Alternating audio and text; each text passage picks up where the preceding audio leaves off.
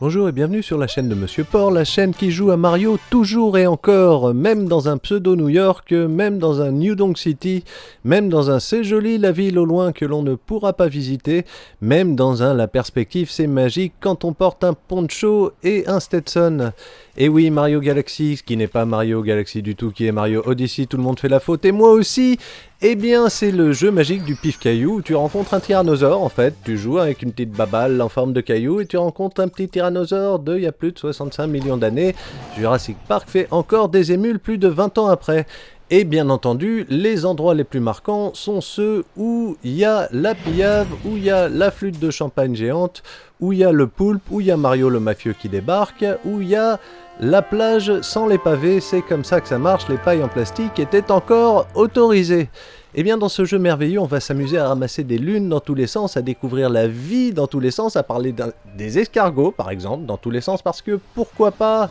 faire un niveau sur le champagne, pourquoi pas s'inspirer de Video Game Donkey et d'essayer ce super saut qui ne sert vraiment à rien techniquement dans le jeu, mais que on est très content de le faire quand on arrive finalement à le faire, parce qu'il a fallu tenter de le faire plus d'une fois pour le faire, et aller re-rencontrer ce petit hôte qu'on doit normalement voir par ce fabuleux tuyau, que ça n'a rien à voir, que c'est comme ça qu'on ramasse des étoiles quand on est bourré. Mario, allez vas-y, tu peux la voir. Non, je veux pas, j'ai 64 ans, je suis bourré, j'y arrive pas. Eh, quand même, il y arrive quand même, le petit Mario de 64 ans, ça fait plaisir. Et quand on a marre de tout ce jeu qui se fout de ta gueule comme ça, tu te mets à torturer ces pauvres êtres bonhommes de neige qui sont pourtant si sympathiques dans une séquence pleine de rebondissements qui n'a d'intérêt que parce qu'on décide que torturer un pauvre bonhomme de neige, eh ben c'est un peu la vie, c'est un peu l'ouverture, c'est un peu les courses de bouboule en arrière-plan, c'est un peu ses potes qui ne l'aident pas en le regardant et qui se marrent bien. Il n'y a pas de solidarité chez les bonhommes de neige, c'est maintenant évident à cause de Mario Odyssey.